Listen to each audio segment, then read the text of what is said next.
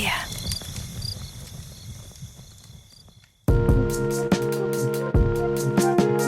Hey, Campside listeners, welcome to Inside the Tent, our series where we go behind the mic of our hit podcasts.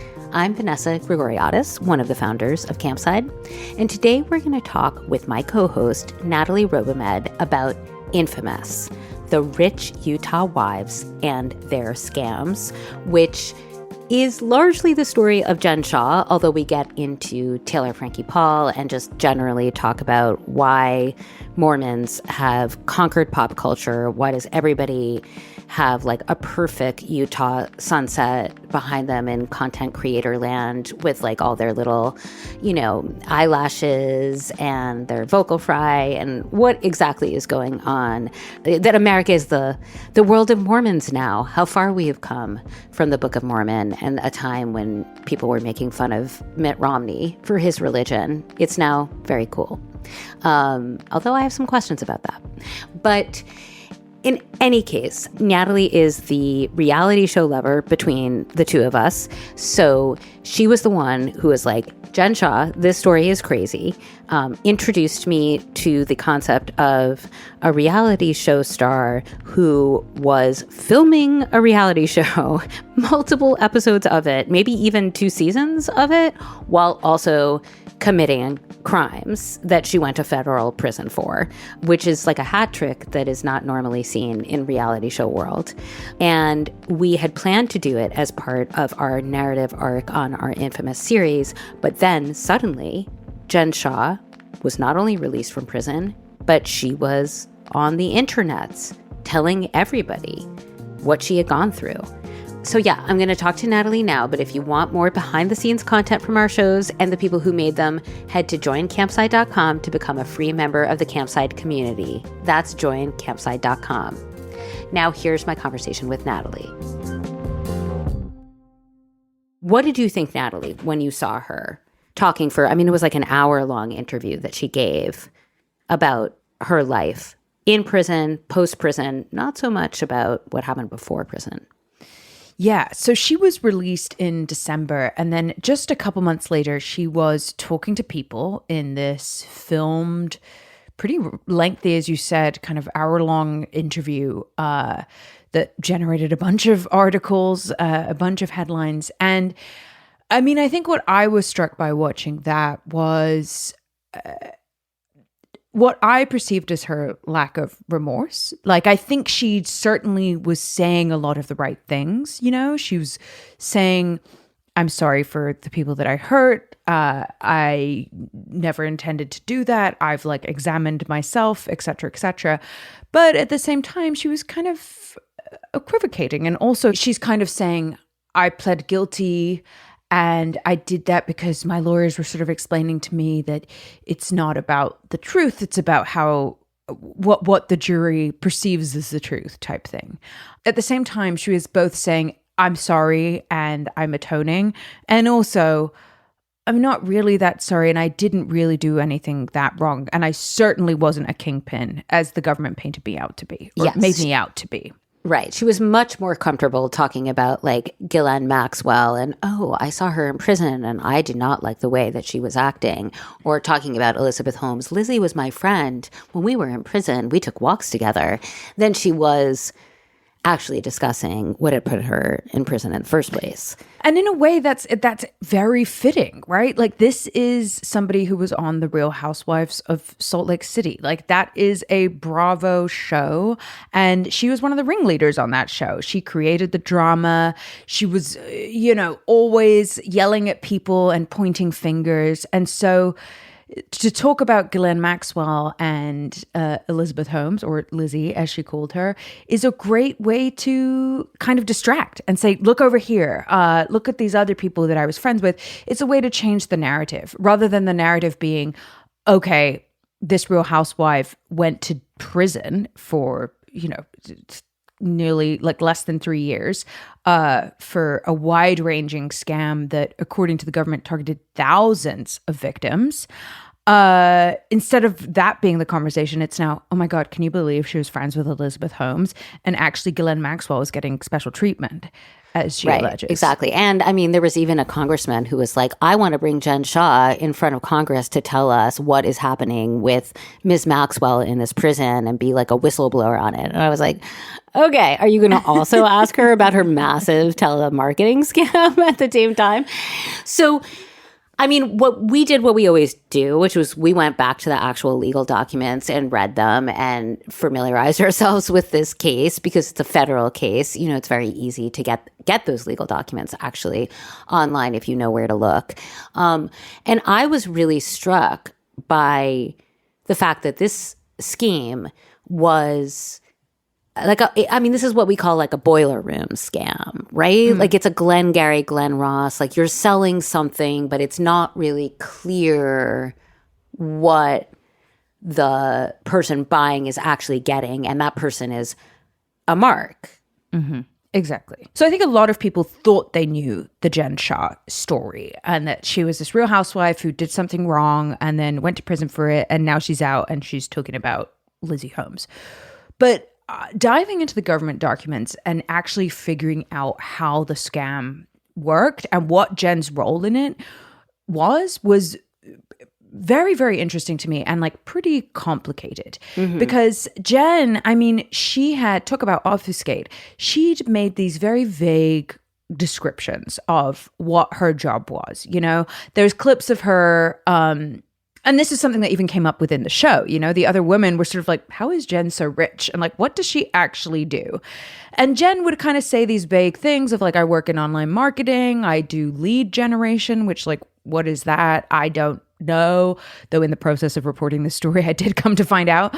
And then, you know, there's this one quote where she goes on a podcast and she says, the best way to describe it is I'm the Wizard of Oz. I'm like the one behind the curtain that nobody knows exists, but I'm the one making everything happen. Which of course, like, you know, doesn't quite square away with the idea then later that she's saying she's not a kingpin. But she was proud of it. She was actually proud of her role. I mean, I don't know. It's so hard when people are doing a business that's sort of a scam and, you know, they're boasting about how good they are at that business. Mm-hmm. But I guess that's human nature. Yeah, I mean, and it's the conundrum of why somebody would be on television at the same that is really hard for people like you and I to wrap our heads around. It's like, why would you be bragging about something that's illegal? And also be on TV doing it. I can't understand. But so basically, what Jen did, and according to the government, her role kind of changed through time, but essentially the main thing she did was what was called lead generation. And this is a fancy name for finding targets. A lead is someone you can convert into a customer. So it basically means getting somebody's contact information, whether that's their name, their phone number, their email. So, you know, say you log onto a website and it's like, oh, you can get a $20 discount for this bra you're buying if you give us your email address. You give your email address, like, great. That email can be sold on to other people and you can now become a potential lead for, you know, maybe legitimate businesses like other lingerie companies that want to find potential customers. Or in the case of some of the people that I spoke to in this situation, people who were vulnerable to signing up for online businesses and signing up for new ways to make money that actually weren't going to make them very much money. So I spoke to a woman named Bridget Thornton Knight, who was, you know, in her mid-60s by the time I talked to her. She was a little younger when she first interacted with some of the agents working on this telemarketing scheme. And she was a widow and a special ed teacher in Las Vegas when she was basically looking for a new way to make money and kind of semi-retire and have a part-time job. And she'd been applying to jobs online, right? So she was on Indeed.com, as I'm sure like a lot of people are, applying to various things. So, you know, out there in the ether, it is known that this is somebody who's looking for a new way to make money. And then she gets a phone call from a number she doesn't know. She picks it up thinking it's going to be somebody calling her back about the job position she applied to. And it's actually somebody else saying, hey, you know what? We have a great way for you to make money. Have you ever thought about starting an online business? And so then she sets up a website, with these people, she decides to move forward on this idea of running her own business from home. You know, she wanted to work from home. And so she hands over $10,000 to set up this website.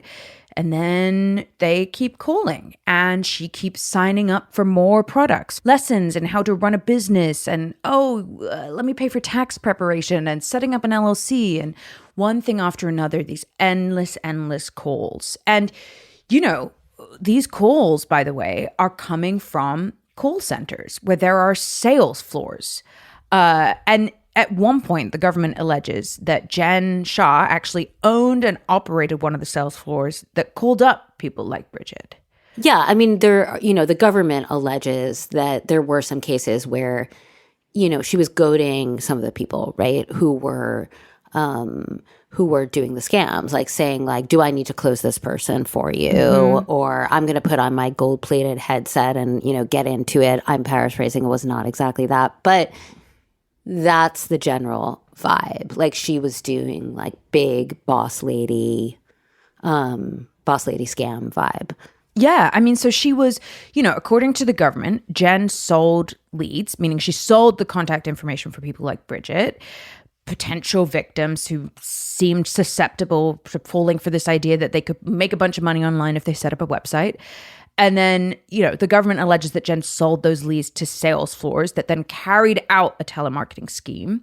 So other people then calling up Bridget to, you know, other people are then calling up victims like Bridget to suggest that they spend $10,000 on a website and take coaching classes and all the rest of it. And, yeah, I mean, you can just picture this whole call center filled with workers wearing these little headsets, sitting in front of computer screens and kind of dialing up these victims. And it's, I mean, ultimately, it's like, it's a very sad story, you know? These people were being upsold and convinced to set up businesses that weren't ever going to make money. I mean, Bridget's was a website selling organizational supplies called Bridge Over Clutter. And it's like, how is that ever going to compete with a Walmart or with a Amazon, you know? Yeah. I mean, what's so fascinating is now with AI, a lot of these scams are not even going to be done by humans anymore. I mean, there's been a spate of stories about, you know, in Asia, there are people who are even being sort of sold into slavery to work at call centers where they call up people like Bridget. So it's not being done by Americans. And then the next step after that would be, one would assume, AI voices that can just have a full conversation with you, anticipating all the different things you're going to say. Because Bridget, like, if you really, you know, and I read her book, right? She had written a self-published book about this. If you really look at what she did, she had a lot of questions along the way about whether this was a scam or not. But these people were so expert at figuring out the right thing to say when she had questions that they kept her, like, on, you know, the hook, line, and sinker, right? But I mean, what I find so amazing is the way in which this intersects with like content creator culture. As I mentioned before, like, the Mormons are now sort of accepted as they've won the pop culture game. You know, they're also Caucasian, right? Beautiful. They have that look that we used to call, like, all American before people realized that that was, like, sort of offensive.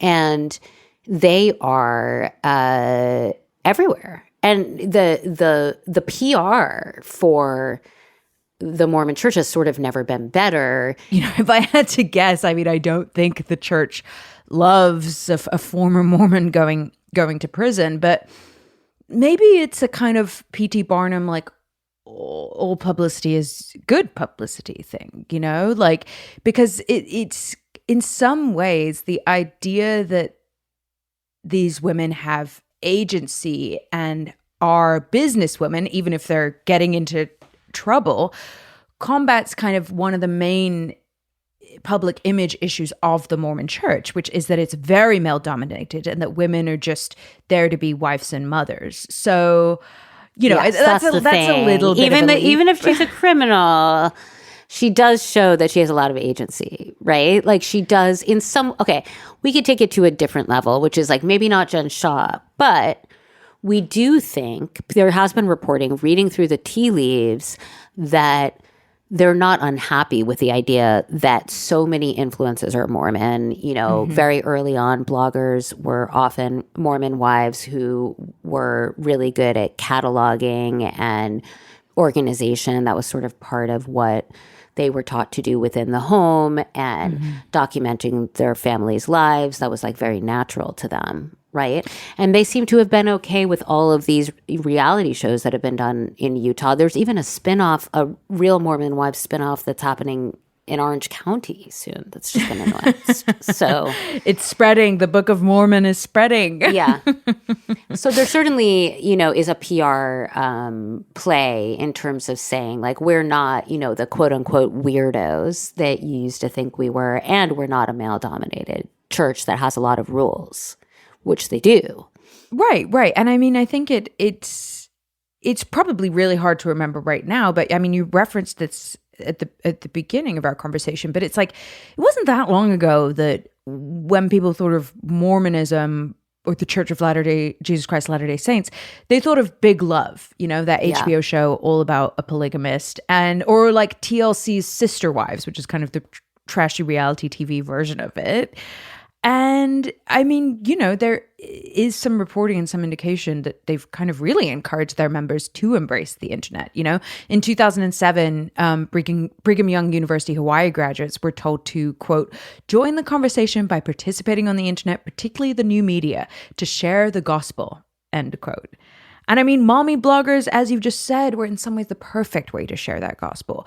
You and I have done another story about a Mormon mommy blogger who kind of went rogue, bad. I guess you should exactly. say.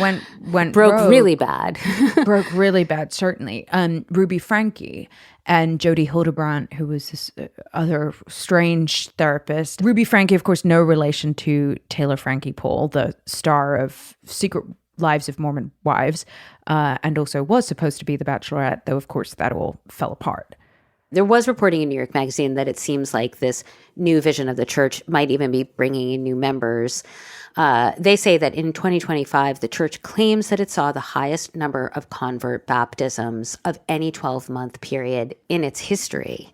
So that's what's going on over there in Utah. If you want to hear the whole series, please go over to Infamous. We'll also have a link in this episode's show notes, and listen to The Rich Utah Wives and Their Scams. Thank you so much to Natalie and to Lily Smith, our senior producer, and to Amber Devereaux, our sound designer for Infamous. Don't forget to head over to joincampside.com to become a free member of the Campside community. That's joincampside.com. Thanks so much for listening.